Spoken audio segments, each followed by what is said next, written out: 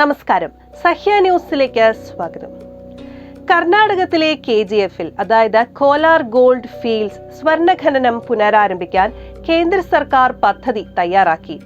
KGFൽ നിലവിലുള്ള 13 സ്വർണ്ണ ഖനികളിൽ നിന്ന് ഖനനം ചെയ്തെടുത്ത കൂറ്റൻ മൺകൂനകളിൽ നിന്ന് സ്വർണം വേർതിരിക്കാനാണ് നീക്കം.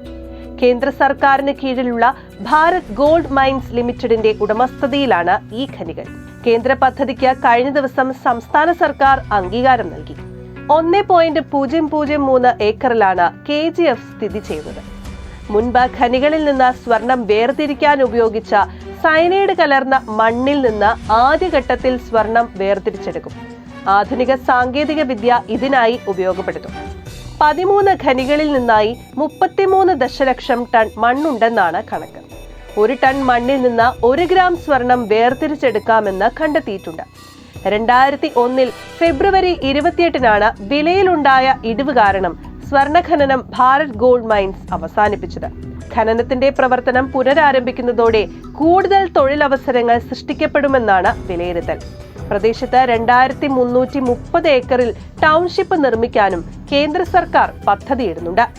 News desk, Sahya news.